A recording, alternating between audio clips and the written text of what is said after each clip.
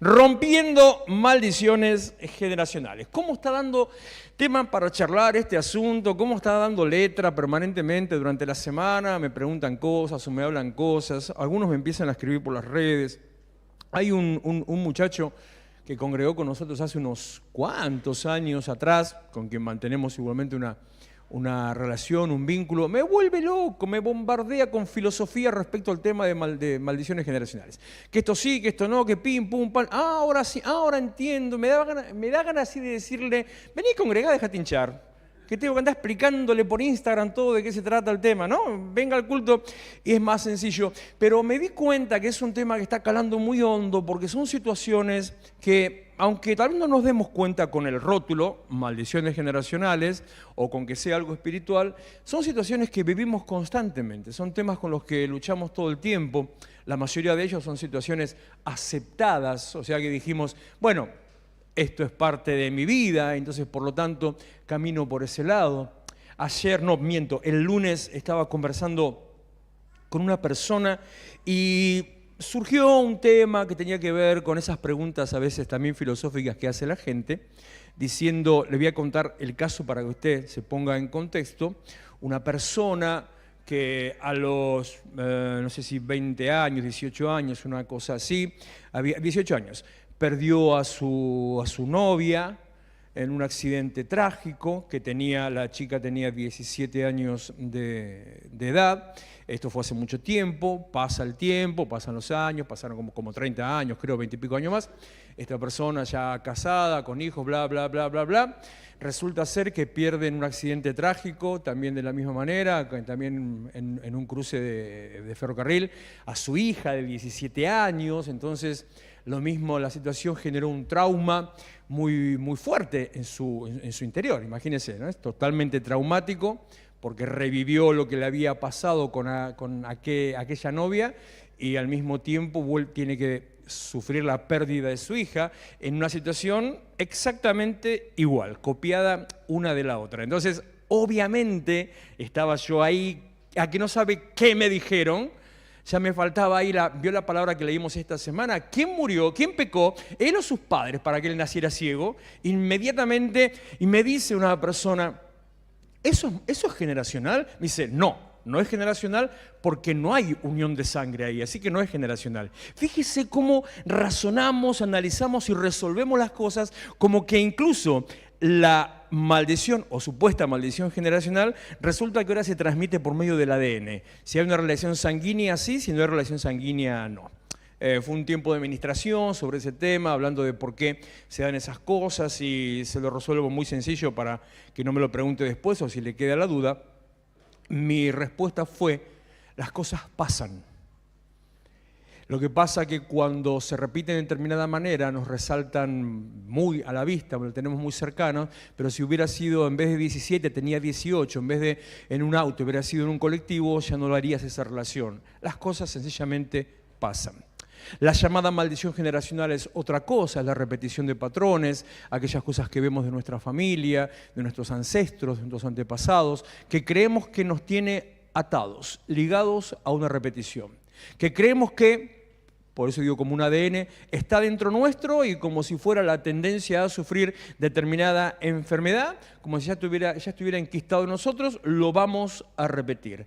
Pero lo que hemos visto hasta ya hace 2 semanas atrás, que la maldición generacional no existe. Lo que existen son patrones repetidos de conducta, hábitos adquiridos, situaciones con las cuales yo fui creciendo, me fui formando, lo vi en mi casa, lo vi a mis padres, lo vi tal vez a mis abuelos, tal vez a mis tíos, ya no hay una relación tal vez tan directa, vi algo que se hacía permanentemente, me acostumbré a esa situación, lo empecé a incorporar en mi vida. Yo les dije la semana pasada, les comenté como ejemplo la situación de mi infancia, la relación de mis abuelos, que para mí era lo más normal verlos a ellos dormir separados hasta que me di cuenta que no era algo normal. Entonces, tomo como normal algo anormal. En otras familias, en otras situaciones, pasan cosas que no son correctas, tal vez un exceso de alcohol, tal vez una adicción a alguna sustancia, tal vez un maltrato, tal vez una manera de hablar inapropiada o incorrecta, tal vez el abuso emocional, abuso psicológico, qué sé yo. Hay una lista infinidad de cosas que se podrían sumar a eso, a lo cual no son normales o correctas, pero te criaste, naciste, te criaste en ese contexto, lo viste, lo viviste, lo sufriste, llegaste a ser adolescente o preadolescente, adolescente, joven, y es la conducta normal. Y aunque en algún momento en tu vida digas, no, yo nunca voy a repetir tal situación, es lo que está dentro tuyo. De la misma manera que como usted forma a un hijo con valores y principios, a la larga esos valores y principios prevalecen, aunque tenga su criterio, aunque tenga su pensamiento, aunque tenga su propia forma de vida, los valores y principios sembrados, la Biblia dice, encomienda al niño en su camino y cuando sea viejo no se apartará. De la misma manera que valores y principios quedan dentro del corazón, ha formado una persona, aquellas cosas que hemos visto en toda nuestra infancia, preadolescencia, adolescencia, juventud, del mismo modo, hacen a nuestra vida. Así que no es una cuestión espiritual, no es un demonio que me ata, no es el pecado de mis padres, abuelos o tíos, sino lo que me está atando es un hábito aprendido. Pensaba el miércoles mismo, yo no lo dije en ese momento, yo lo digo ahora, digo, en realidad capaz que hubiera sido mejor que haya sido un demonio, porque si es un demonio lo reprendo y listo, ya está, se terminó el problema. ¿Qué problema hay? En cambio, un hábito es mucho más difícil que cambiar, que romper, que soltar, que echar un demonio. ¿Y sabe por qué es más difícil? Porque depende no de una oración, sino de una decisión. Yo oro, ya está. Pero yo decidir. El médico te dice, no tiene que comer más sal. ¿Y usted qué hace? No le pongo sal, pero me como todo lo que tenga sal. El médico le dice, no tome alcohol, y no tomo alcohol cuando no me ven. El médico le dice, no coma grasas, y entonces hay un caso aquí presente que no los puedo ni nombrar porque si no me van a cuchillar a mí directamente, que la esposa le prepara la comida en una manera y cuando no está la esposa se morfa todo mientras no la ve, traga, y cuando está en la esposa come la verdurita. Pero cuando la esposa no está, ¿vio? ¿Se acuerda? Bueno, eso era de mi infancia, un poquito más acá. De Mandibulín, ¿se acuerda de Mandibulín? Era no como ese tiburón que aparece ahora en esas cosas, esos videos raros. Este era un tiburón medio bobo de allá de nuestra adolescencia. Bueno, así era, alastrar todo lo que venga. Hábitos aprendidos que para romperlos dependen de una decisión. Hablamos la semana pasada acerca de Abraham, de las conductas que no se resuelven, vuelven a aparecer, que las costumbres aprendidas hacen nuestra personalidad, se programan en nosotros. Las conductas que no están resueltas, cuando aparecen con mayor intensidad, cada vez más. Les comenté el pasaje del demonio que cuando se va y vuelve encuentra la casa barrida, se trae 7 más. Las conductas que no se rinden a Dios generan ciclos de repetición, algo que simplemente se lo calla, no lo resuelve, como dice Proverbios, no lo confiesa, el que confiesa el pecado, ese será perdonado, el que no lo hace no prospera, entonces se calla la boca, lo guarda, no, está bien, yo, sí, listo, ya está, yo me encargo. Es como el que dice con el cigarrillo o cualquier otra cosa, o cualquier sustancia, no, yo lo manejo, tranqui, no pasa nada. ¿Qué vas a manejar? Vas a manejar hasta el kiosco para comprar más, eso vas a manejar, nada más. Entonces, de la misma situación, de la misma manera, el que encubre sus pecados no prospera, el que los confiese y se aparta de ellos alcanza misericordia. Cuando lo escondés, cuando lo tapás, cuando decís no, ya está, lo que no rendís a Dios empieza a formar ciclos de repetición. En tu vida, y acá viene la parte complicada, lamentablemente también se transmite o se transfiere de generación en generación. ¿Pero cómo? ¿No era que no había maldición generacional? No hay maldición generacional. Hay una transferencia de hábitos adquiridos, de patrones de conducta, patrones de comportamiento. El pecado no confesado se esconde detrás de excusas y verdades parciales, pero vuelve a salir cuando el corazón se vuelve a rendir. Lo que no tratás en tu corazón se convierte en una debilidad. Una decisión equivocada, repetida en el tiempo, forma un patrón de comportamiento. Cuando terminamos el miércoles pasado, hice una pequeña introducción, un comentario acerca de la secuencia, de cómo siguió esto que fue la vida de Isaac. Isaac, el hijo de Abraham, una situación particular, porque en un momento determinado que ya les voy a leer, él repite exactamente la misma secuencia de los eventos, de los sucesos que hizo su padre 2 veces. Pero lo curioso de esto, y me voy a adelantar a algo que iba a comentar más tarde, lo curioso de esto es que Isaac no vivió la situación de Abimelech, primero del faraón y después de Abimelech. Isaac no había nacido todavía cuando Abraham fue con Sara a Egipto o cuando Abraham fue con Sara a Gerar. No existía. Entonces esto, no sé, tal vez en cierta manera afirmaría el concepto, ¿ves que es espiritual? Se transfiere de espíritu porque él no estaba presente. Entonces, ¿qué conducta vio de su padre? ¿Qué hábito fue el que él repitió? Vamos a ir enseguida a eso. Mientras tanto le leo los versículos. Génesis 26:1. Sucedió que hubo hambre en la tierra, además de la que hubo en los días de Abraham. Así que Isaac se fue a vivir a Gerar, el mismo lugar donde había ido su padre, con Abimelech, rey de los filisteos. Versículo 7, los hombres de aquel lugar le preguntaron acerca de su mujer y él respondió, es mi hermana, lo mismo que hizo su padre. Y es que tuvo miedo de decir, es mi mujer, al pensar que tal vez los hombres del lugar lo matarían por causa de Rebeca, la esposa de Isaac, pues ella era de hermoso aspecto. La misma situación, repetición de patrón, lo mismo que había hecho Abraham, en ese caso con Sara. Génesis 12:10. En la historia de Abraham, por aquel entonces hubo una gran escasez de alimento en toda aquella región. Abraham se fue a vivir a Egipto, primera ocasión. Durante algún tiempo pues no había nada de comer en el lugar donde vivía. Cuando ya estaba llegando a Egipto le dijo a su esposa, mira, yo sé bien que tú eres una mujer hermosa y que cuando los egipcios te vean van a decir, esta mujer es la esposa de ese hombre. Entonces a mí me matarán y a ti te dejarán con vida para quedarse contigo. Por eso, para que me vaya bien y no me maten por causa tuya, ya hablamos de lo chanta y sinvergüenza que fue Abraham, diles por favor que eres mi hermana.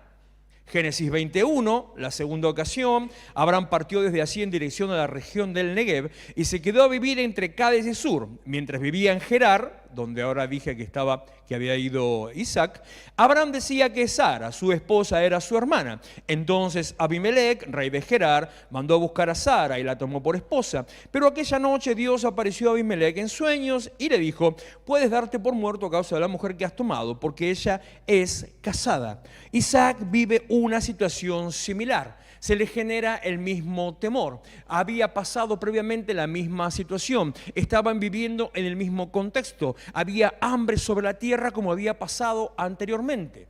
Es muy curioso, estaba el miércoles, el jueves, después de terminar, me quedé pensando sobre las situaciones en la Biblia en las cuales de golpe hay un gran hambre en la tierra y a partir de esa hambre, capaz que es para otra enseñanza eso, a partir de esa hambre que sucede en distintas ocasiones, en distintos momentos a lo largo de la Biblia, a lo largo de la historia, a raíz de esa hambre algo pasa en lo cual Dios interviene, algo pasa que confronta al hombre, algo pasa que termina siendo un detonador de una situación nueva, de un cambio de actitud, de un cambio de vida. Cuando yo digo a veces que las crisis son funcionales al plan de Dios, a veces pasamos cosas, póngale si quiere como la tormenta de la semana pasada, no digo que haya sido mandada por Dios, ojo, a veces pasamos cosas que solamente nos quedamos mirando el problema que estamos viviendo y nos preocupamos, nos angustiamos, nos ahogamos, nos entra temor, qué sé yo, por lo que está pasando. Pero si eso lo ponemos en el lugar que hay que ponerlo, Dios a través de esa situación está a la puerta de hacer algo nuevo. Ante cada situación de conflicto, uno tiene que tomar una decisión. Y la manera en que encaramos los conflictos, la manera en que resolvemos esas situaciones y las decisiones que tomamos cambian nuestra vida. Hacen de nosotros una persona distinta a la que éramos antes. Si quiere, cambie el nombre conflicto y póngales el nombre prueba, como tantas veces hablamos. En las pruebas somos probados y tras ser probados, si salimos aprobados, somos bendecidos y somos transformados. Isaac repite el error de su padre, pero no solamente repite el mismo error, sino que lo repite en el mismo lugar geográfico. Esto demuestra que, me voy a meter en un problema, esto demuestra que los lugares no sanados generan patrones de comportamiento. Esto demuestra que los lugares no consagrados, porque consagrar sana una cosa, una tierra, una persona, los lugares no consagrados generan patrones de comportamiento. Y en tercer lugar le digo, y esto tal vez es lo más complejo a entender, esto demuestra que aquellas situaciones que suceden en lugares donde pasó algo previamente mantienen una memoria emocional. Decía mi esposa la semana pasada, estábamos hablando con la pastora por otro tema, algo que sí me ministró hace como un mes atrás creo, que el hombre siempre conecta con su origen. ¿Qué quiere decir eso que Dios me decía? Que cuando vos en algún momento, en alguna situación de tu vida, por lo que sea, volvés a un lugar donde fue tu infancia, donde te criaste, donde te formaste, donde te pasó algo, y entras a ese lugar y estás en ese lugar y estás en ese ambiente y estás en ese contexto, estás en ese entorno, tal vez encima con la misma gente, a pesar de que ya hayan pasado, qué sé yo, 40 años, de golpe o por un instante volvés a ser el que eras. Y en algunos casos hasta cambia la forma de comportamiento, la forma de caminar, la forma de hablar, el tono de voz, la manera de comportarse, todo empieza a cambiar porque volviste a conectar con ese momento de tu vida que vivías en ese lugar. Ahora le aclaro, no estoy diciendo que los lugares están vivos y tienen un espíritu o tienen memoria, no estoy diciendo eso, pero sí digo que los lugares no consagrados contienen una memoria emocional que nos conecta nuevamente con lo que pasó en ese lugar. Isaac vuelve a Gerar o va a Gerar, al lugar donde había ido su padre, y empieza a repetirse el mismo patrón de comportamiento. Por un lado, Abraham no lo había resuelto, segunda vez no lo había resuelto, no lo entregó delante del Señor, y así como podemos orar por una casa para bendecir, de la misma manera, esa carga espiritual o emocional afecta al lugar donde estamos. Una vez me dijo una persona, hace muchos años atrás, por una situación personal que yo estaba viviendo, no alteres, esa fue su palabra, no alteres tu atmósfera. Digo, ¿qué quiere decir eso? Tus palabras, tus decisiones, tus pensamientos, tus oraciones cambian el lugar donde vos estás. Del mismo modo, tus cargas, tus angustias, tus broncas, tus preocupaciones cambian el lugar donde vos estás. Hay que romper con ese patrón de memoria emocional para cuando volvemos a ese lugar o vamos a ese lugar, ya no hay relación que nos conecte con el pasado. Ahora le decía que Isaac no convivió con su padre en aquellas dos ocasiones. Entonces, ¿cómo cuernos es que repite el mismo patrón? Hay una situación en la Biblia que nos muestra que el solo hecho de que la historia esté en la Biblia demuestra que Isaac la conocía. El solo hecho de que la historia esté escrita demuestra que Isaac la conocía. ¿Por qué? Porque en la época de los patriarcas, Isaac fue uno de ellos, en la época de los patriarcas, la Biblia se transmitía en forma oral. En el estudio de la Biblia, en el estudio de la hermenéutica, interpretación bíblica, o en el estudio de lo que se llama introducción a la Biblia, origen de la Biblia y de los manuscritos y bla, bla, bla, bla, bla, se llama transmisión oral a la manera en que la Biblia era mantenida en aquella época en que no había escritura. Hace poco alguien me mencionó una película, muy buena película, no me recuerdo, creo que es de Will Smith, que se llama El libro de Eli. Si la encuentra por ahí, se la recomiendo. Ciencia ficción, posapocalíptica, tercera, cuarta o quinta guerra mundial, la misma historia de siempre, pero el trasfondo te pega, te sopapea, recién al final te das cuenta de qué está hablando, así que no le voy a spoilear nada. Búsquela, es vieja, es una película vieja, pero habla de esto, habla de aquellas cosas que se guardan, que no tenés manera de poder compartirlas, entonces están en el corazón y las vas compartiendo de boca en boca. El libro de Deuteronomio dice, Moisés le enseñó al pueblo que estas palabras que yo les hablo hoy las hablarás, y dice, en tu casa, en la puerta de tu casa, en la mesa, cuando vayas por el campo, cuando vayas caminando, y las repetirás a tus hijos y a los hijos de sus hijos, hasta la tercera y cuarta generación. Isaac no fue contemporáneo. Isaac no vio a su padre engañar. Isaac no vio a su padre mentir dos veces. Isaac no vio a su madre siendo casi prostituida por el padre. No lo vio. Pero si está escrito, es porque se contó. Y si se contó, él como heredero del linaje, él lo escuchó, él lo aprendió y en algún momento él lo contó para que otro lo escriba y así tenemos también la historia escrita, incluso de lo que él hizo.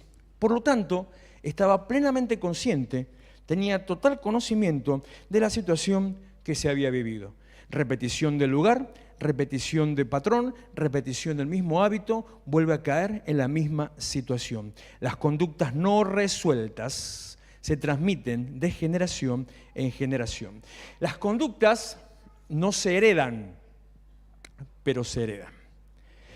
El otro día le decía, ahora me estoy acordando, el miércoles pasado, ¿no vio aquellos casos donde los hijos o hermanos repiten gestos o formas de hablar o hasta timbres de voz a veces de sus hermanos o padres aun cuando no los han conocido?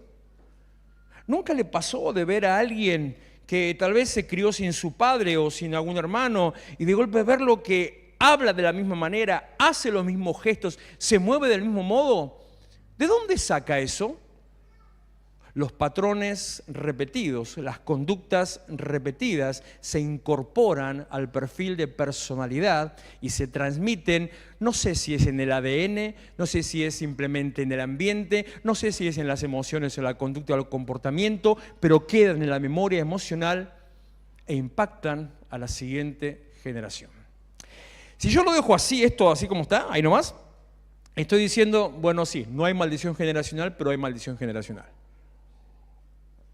La realidad es que no hay una maldición generacional, desde el hecho de que no estás atado a algo que vos no puedas deshacer, no estás atado a la culpa de otro. En realidad, ese patrón, esa repetición de patrón, ese hábito aprendido, esa costumbre adquirida, eso que viste desde tu infancia, si bien es, voy a jugar un poquito con las palabras, culpa del que te lo mostró, culpa del que lo hizo, vos sos inocente a eso, te criaste en esa casa. Si bien es responsabilidad de él de no haberse cuidado, o de ella, es tu responsabilidad cortar con eso y es tu culpa si no lo haces. Decía la pastora el domingo hablando sobre la intervención, y yo se lo digo de esta manera: en todas las cosas que tienen que ver con lo que esperás de Dios, con el plan o el propósito de Dios con tu vida, con las promesas que Dios te dio, o con lo que esperás alcanzar de Dios o lo que Dios espera de vos, todas esas cosas, en todas esas cosas se requiere nuestra intervención.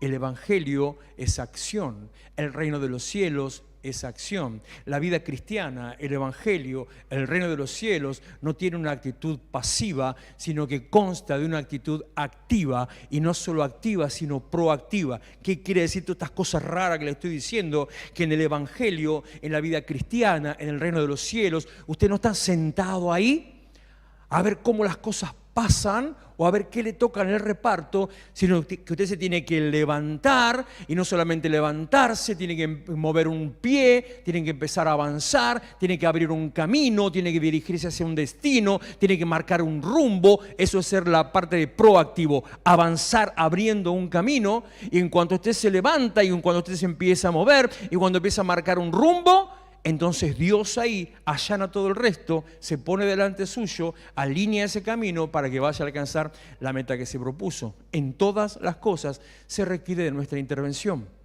Si bien es culpa y responsabilidad de aquel que generó un hábito, es tu responsabilidad cortar ese hábito y es tu culpa si no lo haces. Y me suena raro hasta a mí decirlo, porque si hay una de las cosas de las que a mí no me gusta hablar es respecto de la culpa. Porque cuando se malentiende la culpa, enseguida creemos que la culpa está sobre mí y ya está, estoy condenado. Ya ahora Dios me maldijo, Dios me rechazó, Dios me saca de su lista. Pero el problema está en que la culpa se hace culpa cuando yo me quedo con la culpa. Por eso le repito esta expresión. Es su responsabilidad romper el patrón de ese hábito aprendido, y es su culpa si no lo hace. ¿Y por qué es mi responsabilidad y no de otro? ¿Y por qué no puede venir fulanito y orar por mí y que eso desaparezca? ¿Y por qué no puedo decirle a Dios para que Dios me lo saque? porque en todo se requiere de tu intervención. Dios no hace las cosas que nos pone a nosotros por hacer. Si no rompes el patrón se potencia. En la situación de la transferencia que hubo entre Abraham a Isaac, Isaac repite la misma situación y él no hizo nada con esa situación. A partir de ahí, lo que vio su hijo, el cual vamos a ver en la siguiente ocasión, Jacob, lo que aprendió que escuchó del abuelo, lo que aprendió que escuchó del padre, lo incorporó en él ya no como un evento aislado de hacer lo mismo con la que sería tal vez su esposa. En el caso de Jacob, él no hizo eso, no tuvo ese hábito, esa costumbre con ninguna de sus esposas. Lo que hizo Jacob fue incorporar la estafa, el engaño y la mentira como una conducta habitual en su vida. No solamente eso, sino que se juntó con su madre o la madre se juntó con él, tal vez un poquito ayudó, como ella lo ayudó a organizar una estafa. Entonces en ese momento, entre ambos, organizan la manera de engañar al hermano y de engañar al padre. No solo eso, sino que cuando está en la situación que ya le voy a leer, en la situación del engaño, cuando fue confrontado por su padre, Jacob levanta la bandera del engaño diciendo, no, yo soy el que no soy. Y a partir de ahí instaló sobre su vida esa conducta engañosa. Al punto que, le decía el miércoles pasado, que Dios bendijo a Jacob cuando él salió huyendo, pero no porque bendecía su engaño, sino porque Dios bendecía el pacto. Que Dios te bendiga no es señal de aprobación, que Dios te bendiga no es señal de que Dios se agrade. Que Dios te bendiga es señal de que Dios tiene un pacto con vos o tiene un plan con tu vida. Dice Romanos 8:28, que todas las cosas ayudan a bien a aquellos que son llamados conforme al propósito de Dios. Si usted no está llamado conforme al propósito de Dios, no te dan todas las cosas para bien. Que todas las cosas vayan para bien significa que hiciste algo mal o te fue mal, Dios lo convierte en un bien porque tiene un propósito con tu vida. Dios bendice el pacto, no una actitud negativa o una actitud equivocada. Dios bendice el pacto, no va a bendecir la mentira, no va a bendecir el pecado. Pero Dios bendijo a Jacob porque tenía un plan y un propósito con su vida. Él sale huyendo y a partir de ahí entra en un ciclo permanente de mentira, engaño, estafa, mentira, engaño, estafa. ¿Sabe cómo terminó? Dos cosas, le adelanto un poquito, total, es historia ya vieja esta. ¿Cómo termina la situación con Jacob? Él se ve escapándose después de haber engañado y estafado, se ve envuelto en una situación de engaño y estafa por parte de su suegro. Todo lo que el hombre siembra, lo mismo cosecha. El reino de los cielos se mueve alrededor de la siembra y la cosecha. En un momento determinado se harta y rompe esa situación, rompe la esclavitud que tenía con el suegro y se va. Y se va de esa tierra a querer algo distinto. Y a partir de ese momento entra en una lucha por un desierto que después tiene esa situación del encuentro con el Señor que lo bendijo y que lo levanta y que esto y que el otro, pero por el resto de su vida tuvo que luchar con las consecuencias del engaño y quedar rengo o tal vez incluso con una pierna muerta por toda su existencia. Génesis 27:18, Jacob fue a ver a su padre y le dijo, Padre mío. Él respondió, aquí estoy. ¿Quién eres, hijo mío? Jacob dijo a su padre, yo soy Esaú, tu primogénito. He hecho como me pediste, levántate por favor, siéntate y come de lo que he cazado para que me bendigas. Jacob se hace pasar por el hermano, engaña a su padre, engaña al hermano y a partir de ahí entra en este ciclo de maldición, en este ciclo de engaño y de estafa. Es necesario cortar con el patrón de hábitos aprendidos. Es necesario cortar con el ciclo que se puede transmitir a mi siguiente generación. Tal vez yo veo reflejado en mi vida alguna situación repetida. Tal vez yo veo que estoy copiando algunas situaciones que aprendí en mi casa. Tal vez yo veo alguna situación de mis padres o de mis abuelos. Tal vez yo no lo veo, pero tal vez otros sí lo ven en mí, que se están repitiendo patrones de conducta. Es tu responsabilidad cortar con esos patrones de comportamiento para que no se transmitan, para que no se transfieran a tus hijos. Tal vez se trata de alcoholismo, tal vez se trata de adicción, tal vez se trata de abuso, tal vez se trata de violencia. Sea lo que sea, aquellas cosas que el mundo te dice, no podés ir contra eso, no podés cambiar eso que está en vos, Es necesario que yo corte con ese patrón aprendido, con ese hábito adquirido, con ese patrón de comportamiento.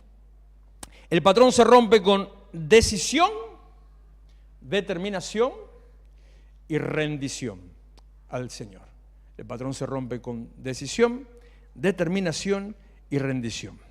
Efesios 4, versículo 22 al 24.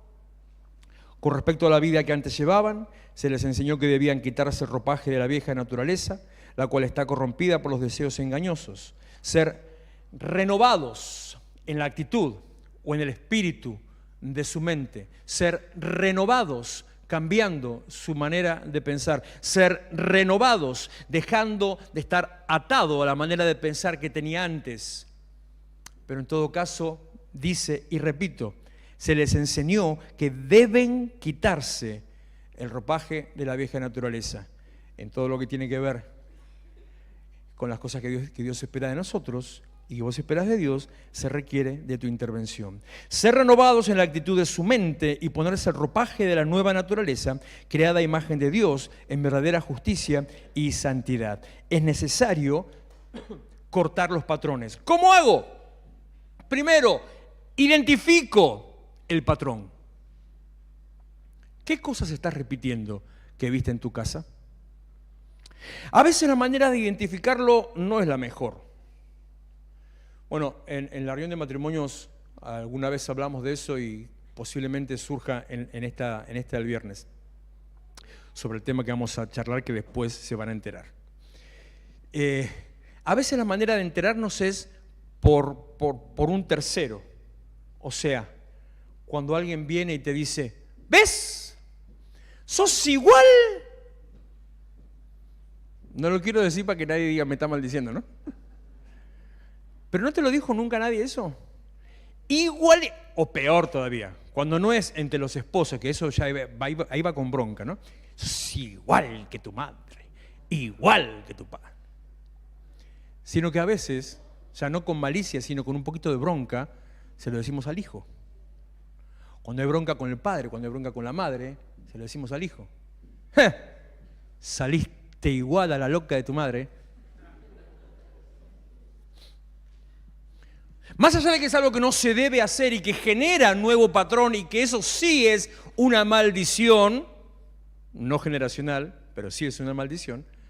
Más allá de eso, lo que está sucediendo es una identificación de patrón. ¿Por qué fulanito me dice que soy igual a mi mamá? Y yo me enojo, me pongo re loca, me rayo, lo mando a pasear, le tiro un plato. ¡Para un poquito!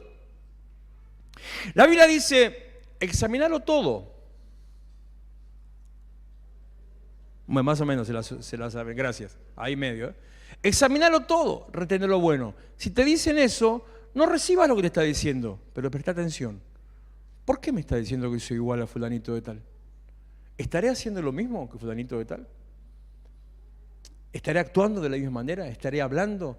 ¿Estaré teniendo las mismas reacciones? ¿Estaré teniendo los mismos conflictos? ¿Estaré repitiendo las mismas situaciones? Identifica el patrón de comportamiento. Una vez identificado el patrón de comportamiento, te dije que los patrones se rompen con decisión, determinación y rendición. Una vez identificado ese patrón, Señor, encuentro que estoy haciendo las mismas cosas que dije que nunca iba a hacer, que creí que nunca iba a hacer o que iba a hacer en mi casa. Señor, lo que decimos normalmente y lo que nos enseñaron y nos acostumbramos es, yo renuncio a esto. No está mal. No está mal. Renuncio a tal cosa. Es una declaración de fe que genera un corte en el mundo espiritual. Pero no alcanza con renunciar.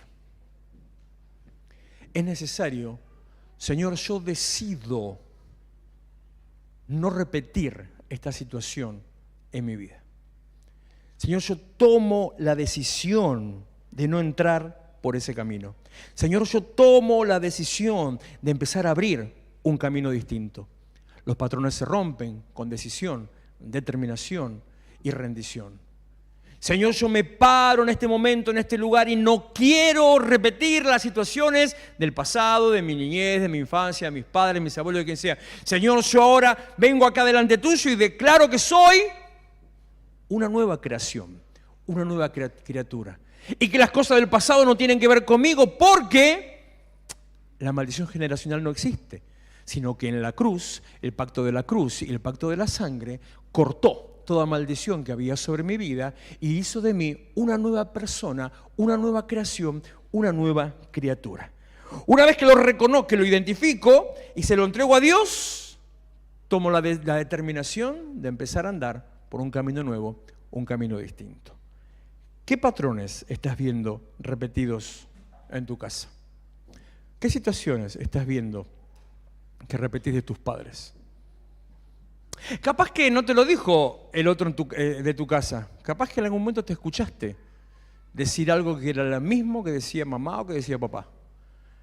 Capaz que eso que te escuchaste decir, y no quiero preguntar, porque si pregunto capaz que no quieren contestar, pero yo me escuché decir cosas que decía, este está loco, esta está loca, ¿por qué dice eso?